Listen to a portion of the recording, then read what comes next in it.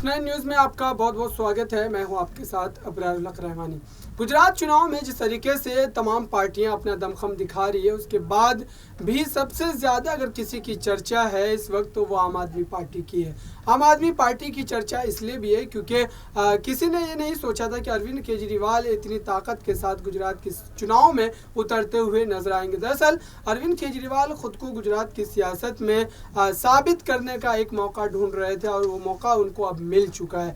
दरअसल केजरीवाल ये चाहते हैं कि नरेंद्र मोदी के गढ़ में जाकर के उनको चुनौती दे करके खुद को केंद्र की सियासत में एक मजबूत चेहरा साबित करने की कोशिश करनी चाहिए और यही वजह है कि अब वो लगातार कई सभाओं को एक के बाद एक संबोधित कर रहे हैं। साथ ही बीजेपी भी एक तरीके से खौफ में है कि कहीं अरविंद केजरीवाल का वहाँ पर सियासी खाता खुल जाता है, फिर उसके बाद जनता उनको एक विकल्प के रूप में न देखने लगे, जनता उनकी तरफ एक उम्मीद की नज़र से न देखने लगे और बीजेपी को सत्ता गंवानी न पड़ जाए, क्योंकि बीजेपी लगातार 2 दशकों से वहाँ पर सरकार में बनी हुई है। उनको डर यही है कि अगर जो उनके द्वारा किए गए वादे थे उन वादों को उजागर किया जाता है केजरीवाल की तरफ से, तो फिर हो सकता है कि जनता उनकी तरफ आकर्षित होगी। इसी खास मुद्दे पर विस्तार से बात करेंगे। मेरे साथ बात करने के लिए मौजूद है नेहा जी। उनसे तमाम सवाल लेंगे और जानेंगे कि दरअसल अरविंद केजरीवाल के इस सियासी कदम का कितना फ़ायदा उनको मिलता हुआ नजर आएगा, या फिर अरविंद केजरीवाल सिर्फ सियासी सभाएं ही कर पाएंगे, बीजेपी के गढ़ में जाकर के बीजेपी को ही हरा पाना उनके बस की बात नहीं लग रही है। देखिए, यहाँ पर अगर आप बात करें गुजरात में कि अक्सर अभी तक देखा जाता था किसी भी राज्य में बीजेपी और कांग्रेस की टक्कर यहाँ देखने को मिलती थी। बीजेपी कांग्रेस के पीछे थी तो कांग्रेस यहाँ बीजेपी से लड़ने के लिए तैयार रहती थी। लेकिन अब इस बार गुजरात का चुनाव देखिए अहम माना जा रहा है, वो इसलिए क्योंकि यहाँ पर आम आदमी पार्टी की एंट्री हो चुकी है और किसी को ये उम्मीद नहीं थी कि आम आदमी पार्टी जो है आप पार्टी इतना जोर का प्रदर्शन यहाँ करेगी, कि इतना जोरदार प्रदर्शन यहाँ करती नजर आएगी कि यहाँ के जनता के दिलों में राज कर बैठेगी, वो भी इतने कम समय में।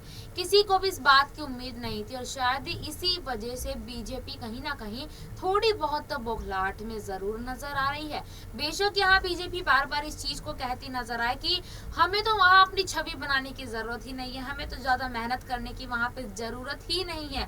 लेकिन शायद बीजेपी ये गलती कर रही है, एक गलत फहमी में। शायद वो ये चीज भूल रही है कि जब नई पार्टी किसी राज्य में आती है तो लोग उसकी तरफ ज्यादा आकर्षित हो जाते हैं, क्योंकि 27 साल से तो वो आपको देख ही रहे हैं, आप कितना कामकाज कर रहे हैं। जनता आपको इतने अच्छे से जानती है कि शायद इतना अच्छे से तो आपको कोई जानता ही नहीं होगा। जिस राज्य में आप 27 साल से राज कर रहे हैं, इतना जितना जनता आपको जान लेगी उतना तो कोई लोग इंसान या पार्टी जान ही नहीं पाएगी, या दूसरे राज्य की जनता। तो देखिए यहाँ पर ये गलत फहमी में यहाँ बीजेपी पार्टी जी रही है, क्योंकि अक्सर आपने देखा होगा कि यहाँ पर किसी भी राज्य के चुनाव में जब कोई नई पार्टी एंट्री करती है, वहां पर अपना जोरदार प्रदर्शन करती है, तो शायद वो जो पार्टी वहां पर एक स्थिर रहती है इतने सालों से, उस पार्टी को पछाड़ कर आगे चली जाती है।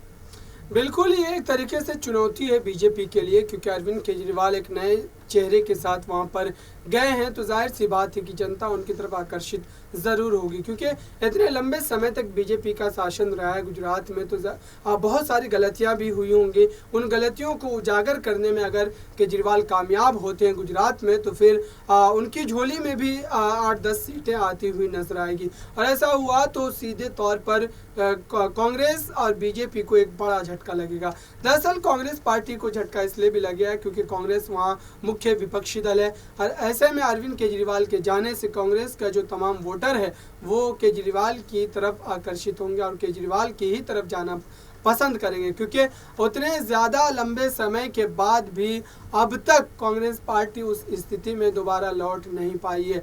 अब सोचिए कि 20 सालों से अधिक का जो समय है वो बीजेपी वहाँ पर शासन में रही है, उसके बावजूद भी कांग्रेस पार्टी की स्थिति सत्ता में वापसी करने वाली नहीं बन पाई है। तो फिर जनता उनके साथ क्यों जाएगी? जनता फिर अरविंद केजरीवाल के साथ ही जाना पसंद करेगी। लेकिन यहाँ पर बात करेंगे कि अब जिस तरीके से अरविंद केजरीवाल के तमाम बड़े बड़े लीडरों पर जिस तरीके की कार्रवाई की जा रही, केंद्रीय एजेंसियों के द्वारा छापे मरवाए जा रहे हैं, और इन तमाम छापेमारी को कहीं ना कहीं आम आदमी पार्टी जो है वो गुजरात में जाने से जोड़ रही है, क्योंकि आम आदमी पार्टी ये दावा कर रही है कि गुजरात में जिस तरीके से अरविंद केजरीवाल जा रहे हैं, वहाँ पर भाषण दे रहे हैं, तो उससे बीजेपी बौखलाई और बीजेपी उसी का सियासी बदला लेने के लिए उनके तमाम लीडरों के घरों पर छापेमारी कर रही है। आपको क्या लगता है इस बात में कितनी सच्चाई है, या फिर एक तरीके का राजनीतिक बयान आप कह सकते हैं? देखिए यहाँ छापेमारी का आप जिक्र कर रहे हैं, तो देखिए आपको बता दें कि यहाँ आम आदमी पार्टी की तरक्की से इतना लोगों को जलत कह सकते हैं हो रही है कि यहाँ दिल्ली में अरविंद केजरीवाल की नीतियों के ऊपर यहाँ पर काफ़ी ज़्यादा सवाल उठाए गए। हम ऐसा इसलिए कह रहे हैं क्योंकि यहाँ आपने देखा ही होगा कि अरविंद केजरीवाल की शराब नीति, शिक्षा नीति, स्वास्थ्य नीति को लेकर इतने सवाल उठाए गए, उनके ऊपर उंगलियां उठाई गई, और यहाँ तक कि तो उनकी गिरफ्तारी की भी बातें हो चुकी थी, लेकिन जब कोई सबूत ही नहीं मिला तो कहाँ से गिरफ्तारी। उसके बाद सत्येंद्र जैन जिनको गिरफ्तार कर रखा है ईडी द्वारा। उसके बाद देखा गया कि यहाँ मनीष सिसोदिया जो कि दिल्ली के डिप्टी सीएम है, उनके बैंक लॉकर पर छापा पड़वाना ये कहाँ की बात है। और उसके बाद यहाँ ओखला से जो विधायक है अमन अब्दुल्ला खान, उनको 4 दिन की कस्टडी में उनको गिरफ्तार किया गया है। तो इससे क्या ही समझ आता है बताइए आप अभी तक आपको दिल्ली में इतने साल से यहाँ आम आदमी पार्टी है, तब आपको यहाँ आप नेताओं के ऊपर शक नहीं हुआ, तब आप नेता के ऊपर आपने कोई उंगली नहीं उठाई। क्या वो तब भ्रष्टाचारी नहीं कर रहे थे?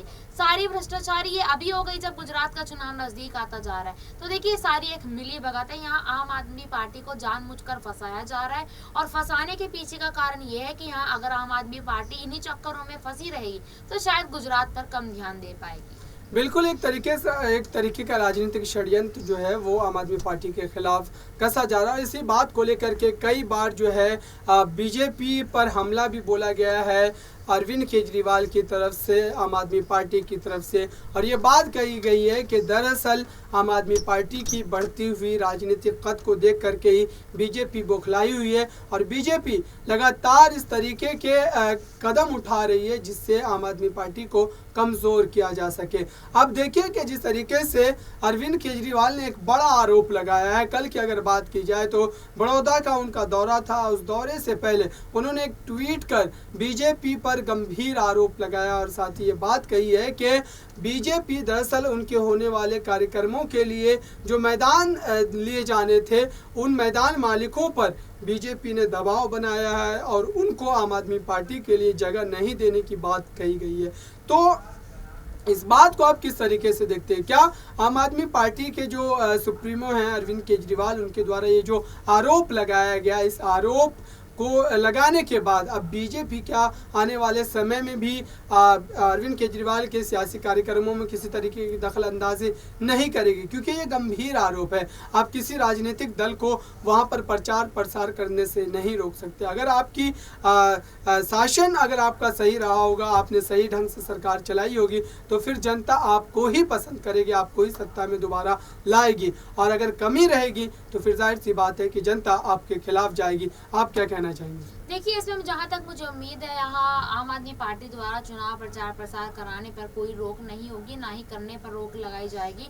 हालांकि देखिए ये तो राज्य है, इस राज्य में तमाम पार्टियां आएंगी, तमाम तैयारियां करेंगी, कोई किसी का हक नहीं है कि यहाँ चुनाव प्रचार करने से कोई किसी को रोक सके। और देखिए अगर ऐसा होता है तो यहाँ सख्त से सख्त एक्शन लिया जाएगा, चाहे कोई भी पार्टी हो। लेकिन इतना जरूर कह सकते हैं कि गुजरात में इस बार देखा जा रहा है कि गुजरात का चुनाव बहुत ही ज्यादा अहम है और सबकी नजरें गुजरात के चुनाव पर टिकी हुई है। बिल्कुल गुजरात के चुनाव पर सभी की नजरें टिकी हुई है। देखते हैं कि आने वाले समय में अरविंद केजरीवाल के इन सियासी सभाओं का क्या नतीजा निकलता हुआ नजर आता है। इस खास कार्यक्रम में इतना ही। देखते रहिए ताज़ा तरीन खबरों के लिए नेक्स्ट 9 न्यूज़ को। धन्यवाद।